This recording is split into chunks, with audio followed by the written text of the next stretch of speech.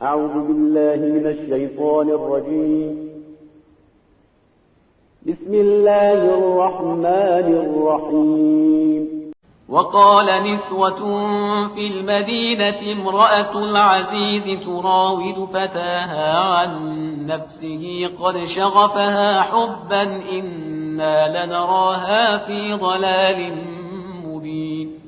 فلما سمعت بمكرهن أرسلت إليهن وأعتدت لهن متكئا وآتت كل واحدة منهن سكينا وقالت اخرج عليهن. فلما رأينه أكبرنه وقطعن أيديهن وقلن حاش لله ما هذا بشرا إن هذا إلا ملك كريم. انشاءاللہ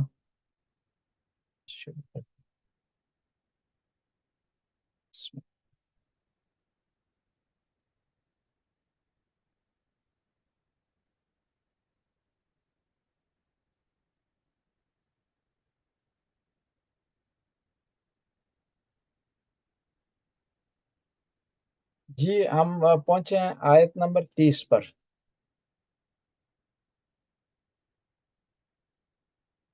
بسم اللہ الرحمن الرحیم.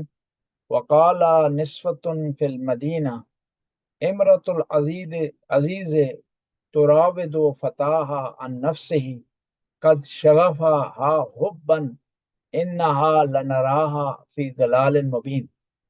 کہ شہر کی عورتوں نے وقال نسوة فی المدینہ، شہر میں کچھ عورتیں ایسی تھیں جنہوں نے کہا، کیا کہا؟ امرۃ العزیز، بادشاہ کی بیوی نے، تراود فتاہا، اپنے غلام کو اپنے جال میں پھنسانے کی کوشش کی، قد شغفہا حبا، اور کیا ہے، اس عورت کو اس جوان سے، اس غلام سے محبت ہو گئی. انہا لنراہا فی الضلال مبین، ہم اس عورت کو، بادشاہ کی بیوی کو، گمراہ اور کھلی گمراہی میں پاتے ہیں. یہاں پر ایک نقطہ جو ہے وہ توجہ کے قابل ہے، وہ یہ ہے کہ کئی لوگوں نے حضرت یوسف سے محبت کی، لیکن ہر آدمی کی محبت کے پیچھے ایک ریزن تھا، اور یہ دیکھنا ہے ان میں سے کون سی محبت صحیح تھی. حضرت یوسف سے باپ نے محبت کی کیونکہ بیٹا تھا اس لیے محبت کر رہے تھے اور پیارا بیٹا تھا. حضرت یوسف سے پیار و محبت کیا قافلے والوں نے کیونکہ چاہتے تھے یوسف کو بیچ کر کے پرافٹ حاصل کریں. حضرت یوسف سے بادشاہ نے محبت کی کہ اس نے دیکھا کہ ایک معصوم سا، پیارا سا، خوبصورت سا بچہ ہے، اس کو اپنا بیٹا بنا لیا جائے کیونکہ اس کی اولاد نہیں تھی. اور اسی طرح حضرت یوسف سے زلیخا نے محبت کی گناہ کے لیے، اور اسی حضرت یوسف سے محبت کی خدا نے، اس کے لیے ان کی پاک دامنی کی وجہ سے، ان کے نیک ہونے کی وجہ سے، ان کے اچھے کردار ہونے کی وجہ سے. بس یہ نہ دیکھیں کہ کوئی کسی سے محبت کر رہا ہے، یہ دیکھیں کس وجہ سے محبت کر رہا ہے. آپ سے بھی کوئی محبت کر رہا ہے تو یہ آپ نے دیکھنا ہے وہ کیوں محبت کر رہا ہے، کہ اس میں کوئی غرض، کوئی طمع، کوئی لالچ تو نہیں پائی جاتی. اگر کسی طمع، لالچ کی وجہ سے آپ سے محبت کر رہا ہے تو محبت حقیقی نہیں ہے.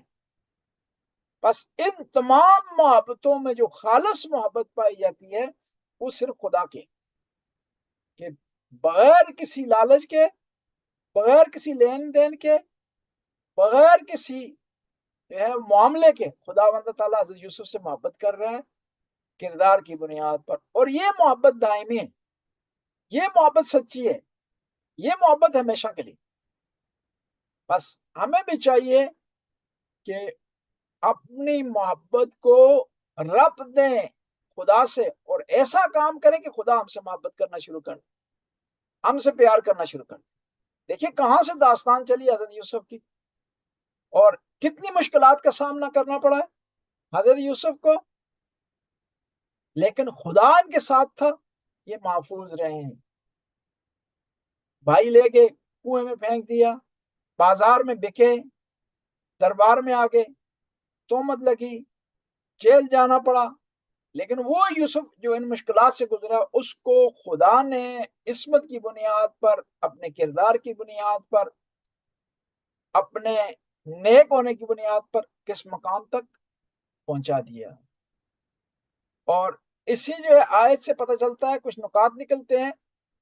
پہلا نقطہ یہ نکلتا ہے کہ یہاں پر گناہ کیا ہے کس نے؟ زلیخا نے۔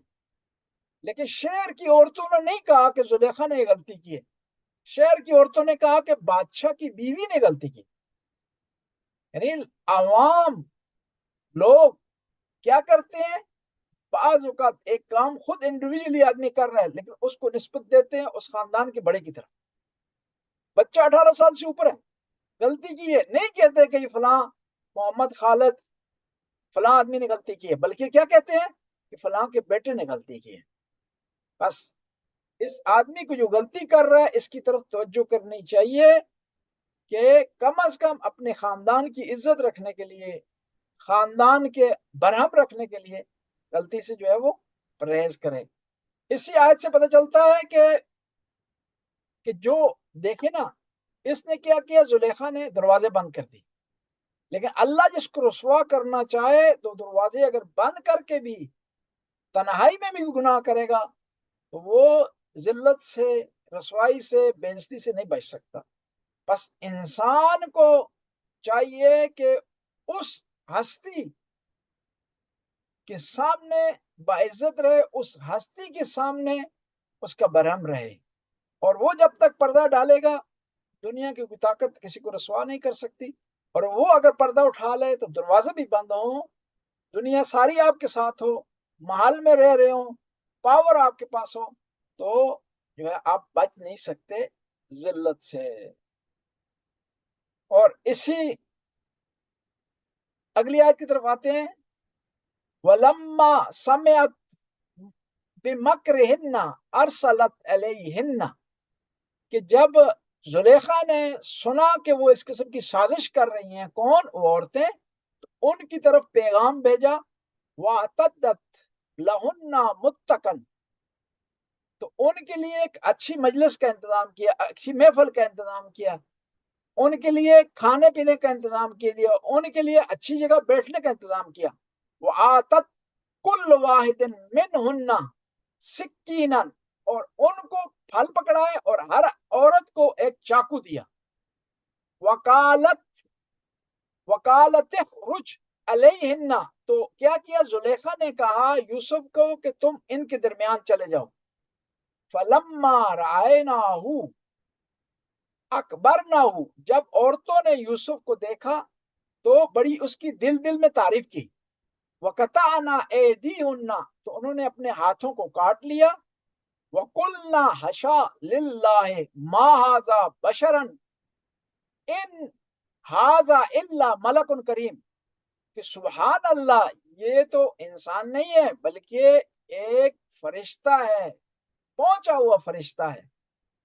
یہاں پر اس کی داستان اس طرح ہوئی ہے کہ جب زلیخا کو پتہ چلا کہ شہر میں میری بدنامی ہو رہی ہے تو اس نے عورتوں کو بلایا، یہ باور کروانے کے لیے کہ جو کام میں نے کیا ہے تم بھی میری جگہ ہوتی تو یہ کام کرتی، لہذا جو کام تم خود کرتی تو مجھے کیوں ملامت کر رہی اس پر۔ اس آیت سے کچھ نکات نکلتے ہیں کہ بعض اوقات یہ ہوتا ہے کہ انسان اپنے مسائل کو نہیں چھیڑتا، اپنی غلطیوں کو بیان نہیں کرتا، اپنے نفع نقصان کو نہیں سوچتا، بلکہ دوسروں کی غلطیوں کو چھالنے کی کوشش کرتا۔ دیکھیں نا، یہ عورتوں کو کیا کام ہے کہ وہ زلیخا کی بات کریں، اپنے مسائل کو چھیڑیں۔ اس نے غلطی کی ہے وہ خدا کی بارگاہ میں جواب دے گی، اس نے غلطی کی وہ اپنے شوہر کو جواب دے گی، اس نے غلطی کی ہے وہ خود بھگتے گی، اب تم کیوں اپنے آپ کو انوالو کر رہی ہو؟ کہتے ہیں کہ انسان کو چاہیے کہ اپنی غلطیوں کو گنے، نہ کہ دوسروں کو۔ وہ اسی طرح ہے کہ دوسروں کی غلطیوں کو گننا اسی طرح ہے کہ ایک آدمی بجائے اپنے کاروبار کی طرف توجہ دے کہ اس میں کتنا نقصان ہو رہا ہے، کہاں سے مشکلات ہو رہی ہیں، کہاں سے چیلنجز ہیں، وہ دوسرے کے کاروبار کو لے کر بیٹھ جائے کہ فلاں آدمی کی دکان میں اتنے پیسے ہو گئے ہیں، اتنا خرچہ اس نے کیا ہے، یہ نقصان ہو رہا ہے، فلاں چیز اس کی ضائع ہو گئی ہے، فلاں چیز سستی اس نے بیچنے پر مجبور ہو گیا ہے۔ یہ معقول نہیں ہے۔ اور یہ ایک اور بات بھی ہے، دیکھیں نا، جو غلطیاں ہم نے کی ہیں نا، آدمی نے خود کی ہیں، وہ غلطیاں یقینی ہیں، 100% ہیں، کیونکہ خود انسان نے کی ہیں، آنکھیں دیکھتی رہی ہیں، ہاتھ اس کے ایک سرزد ہوتا رہا یہ کام اس کے ہاتھوں سے۔ اور دوسری جو غلطیاں دوسروں نے کی ہیں وہ یقینی نہیں ہے، ممکن ہے نہ ہوئی ہوں، ممکن ہے صرف سننے کی حد تک ہو، ممکن ہے جس طرح ہمارے سامنے بیان ہوا اس طرح مرتکب نہ ہوا وہ آدمی، لیکن پھر بھی انسان یہ کیا کرتا ہے، اپنی غلطیوں کو گنتا ہے، اپنی غلطیوں کو نہیں گنتا، دوسروں کی غلطیوں کو گنتا ہے، اپنی اچھائیوں کو گنتا ہے، دوسروں کی غلطیوں کو گننے کی کوشش کرتا ہے۔ اور یہ ایک اور بات یہ ہے کہ بعض روایات میں ملتا ہے کہ مصر کی عورتوں نے جو یہ پروپیگنڈا کیا ہے نا زلیخا کے خلاف، یہ ایک ان کی چال تھی کہ وہ چاہتی تھی اس بہانے دیکھیں یوسف کو، کہ دیکھیں کہ یہ کون سا لڑکا ہے، کتنا خوبصورت ہے، کس منزل پر فائز ہے کہ یہ اس کے لیے دیوانی ہوگی۔ یہ دیکھنے کے لیے انہوں نے پروپیگنڈا کیا، اور زلیخا اس پروپیگنڈے سے متاثر ہوئی، ان کے پروپیگنڈے کو ختم کرنے کے لیے یہ پروگرام اس نے بنایا۔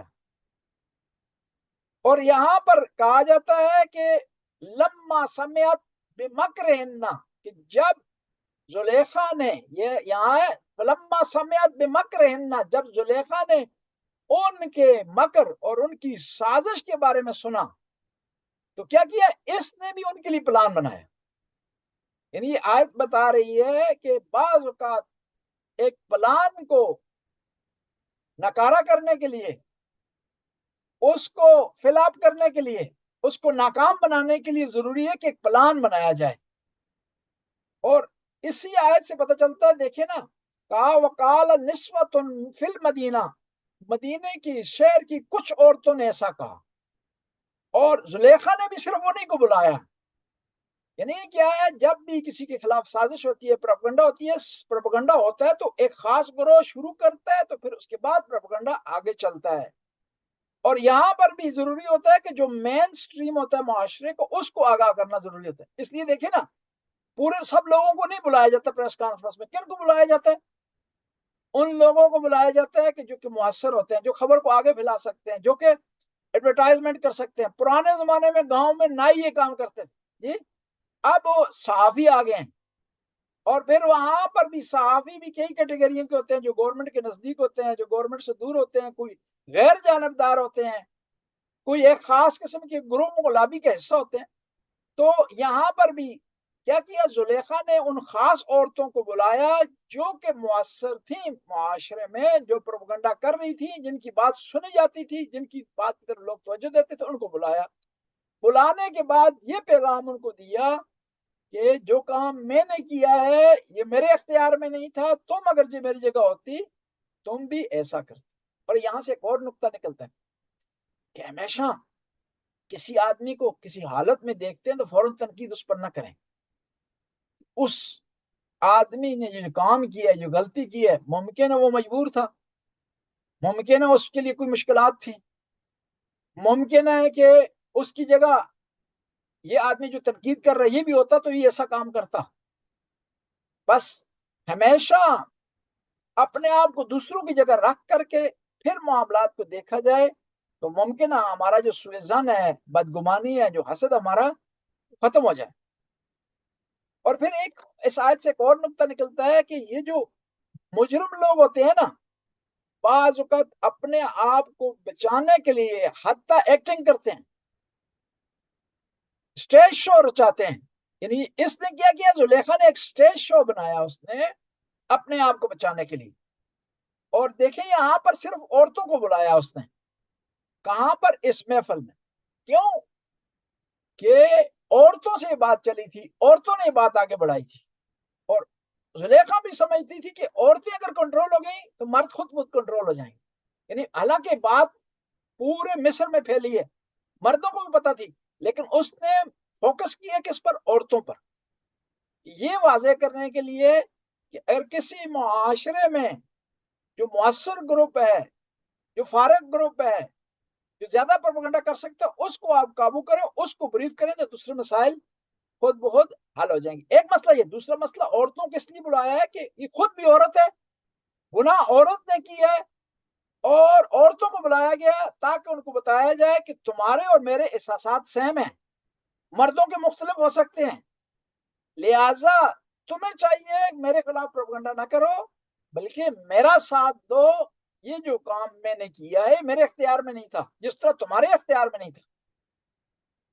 اور یہاں پر کہتے ہیں کہ جب یوسف علیہ السلام داخل ہوئے ہیں, انٹری ہوئی ہے ان کی, کیا کہتے ہیں ہماری اس زبان میں, دبنگ انٹری ہوئی ہے, تو اب سوال یہ پیدا ہوتا ہے کہ یوسف علیہ السلام کیوں گئے؟ جواب یہ ہے کہ یوسف علیہ السلام کو کسی گناہ کے لیے زلیخا نہیں بلا رہی تھی, وہ ظاہر غلام تھے اور حکم کا ماننا ضروری تھا, اور ظاہری طور پر کوئی گناہ کا مسئلہ بھی نہیں تھا.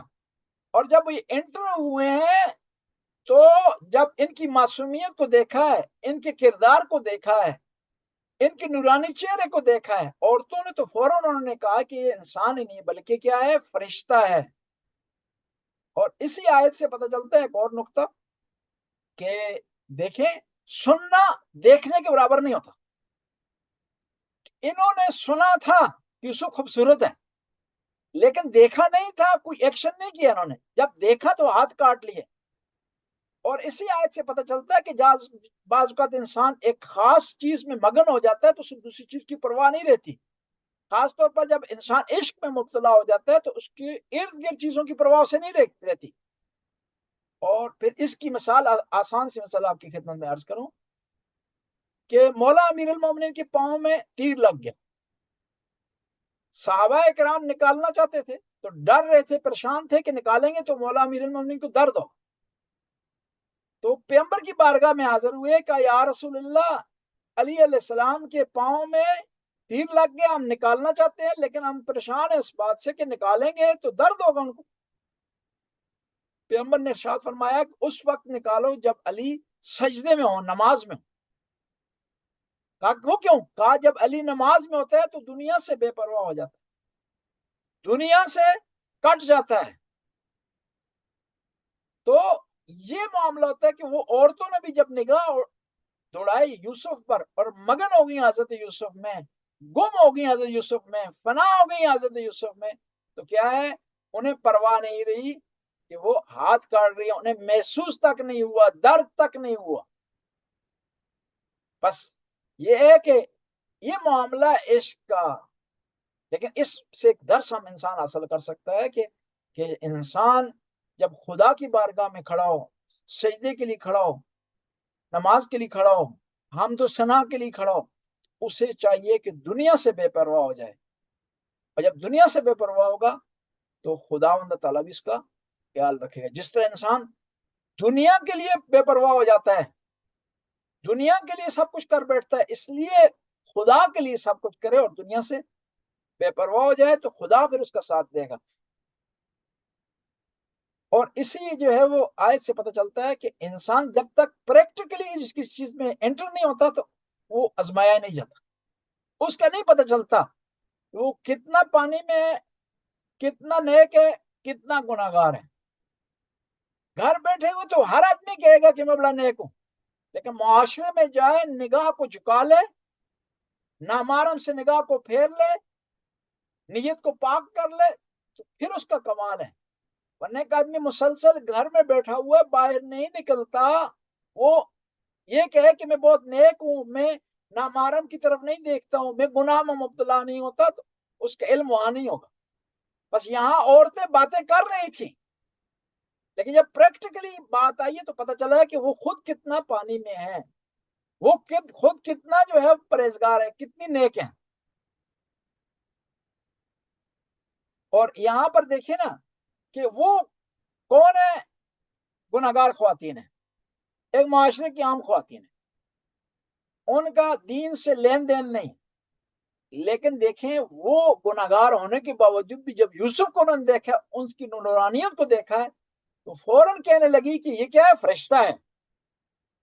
یعنی بعض اوقات آپ کا کردار اس طرح ہوتا ہے کہ دشمن بھی, مخالف بھی, ایک گناہگار بھی, ایک خطاکار بھی اقرار کرنے پر مجبور ہو جاتا ہے کہ آپ نیک ہیں, آپ مخلص ہیں, آپ سے خطا کوئی سرزد نہیں. دیکھیے مکے والے لوگ سارے پیغمبر کے مخالف تھے، کوئی بھی حامی نہیں تھا، بلکہ پتھر مارتے تھے، آپ کے صحابہ کو شہید کر دیا انہوں نے، لیکن کسی کی جرت نہیں ہوئی یہ کہے کہ محمد رسول اللہ کسی مال میں خیانت کرتے ہیں، کسی کی جرت نہیں ہوئی یہ کہے کہ محمد رسول اللہ سچ نہیں بولتے. کیوں؟ کردار کی وجہ سے. یہ عورتیں مخالف ہیں، سب کچھ ہے، آئی ہیں تنقید کرنے کے لیے. وہ اس لیے نہیں آئی تھی کہ یوسف کو دیکھیں اور اس کو داد دیں، وہ آئی تھی دیکھنے کے لیے، تنقید کرنے کے لیے، حال احوال لینے کے لیے. لیکن یہاں پر ایک چیز کا اقرار کر کے چلی گئی کہ یوسف سے بہتر کوئی نہیں ہے، یوسف سے اچھا کوئی نہیں ہے، یوسف سے نورانی کوئی نہیں ہے. حتیٰ انہوں نے یہ کہا کہ یہ فرشتہ ہے، حالانکہ وہ کہہ سکتی تھی کہ یوسف غلط ہے، خطا پر ہے. انہوں نے وہیں فیصلہ دے دیا کہ یہ فرشتہ. بس انسان کو ایسا کردار رکھنا چاہیے تاکہ دشمن بھی، مخالف بھی، ایک آدمی جو دین سے پھرا ہوا ہے، ہٹا ہوا ہے، وہ بھی آپ کی پارسائی کی، آپ کے نیک ہونے کی، آپ کے اچھا ہونے کی گواہی دے. یوسف کو کس نے پھنسایا؟ یوسف علیہ السلام کی خوبصورتی ہے، خوبصورتی کی وجہ سے پھنسے ہیں، خوبصورتی کی وجہ سے بکے ہیں، خوبصورتی کی وجہ سے زلیخا نے ظلم کرنے کی کوشش کی، خوبصورتی کی وجہ سے زندان میں گئے. لیکن یہ سارے معاملات سے کس نے انہیں بچایا؟ نیک ہونا، ان کا پارسا ہونا، اچھا ہونا، خدا کی بندگی کرنا. یعنی بعض اوقات ظاہری طور پر اچھی چیز انسان کے لیے مشکلات کا سبب بن جاتی ہے، لیکن وہاں اگر انسان ان اچھی اور اس سرمایہ کے ساتھ ساتھ، خوبصورتی کا سرمایہ ہو یا پیسوں کا سرمایہ ہو یا مقام و منزل، اس کے ساتھ ساتھ اگر تقویٰ اس میں ہے تو کبھی بھی مصیبت میں گرفتار نہیں ہوگا. یعنی یہ دیکھیں نا کہ خود بعض اوقات انسان کا خوبصورت ہونا اس کے لیے امتحان ہو جاتا ہے، پیسہ اس کے لیے امتحان ہو جاتا ہے، مقام اور منزلت اس کے لیے امتحان ہو جاتا ہے، اور اس کے پاس اختیارات کا آنا اس کے لیے امتحان ہو جاتا ہے. یہ ضروری نہ سمجھیں کہ ہر جو امکانات آپ کے پاس ہیں، وسائل آپ کے پاس ہیں، کسی حوالے سے وہ آپ کی اچھائی میں جائیں گے، وہ آپ کی برائی میں بھی جا سکتے ہیں، وہ آپ کو نقصان بھی پہنچا سکتے ہیں.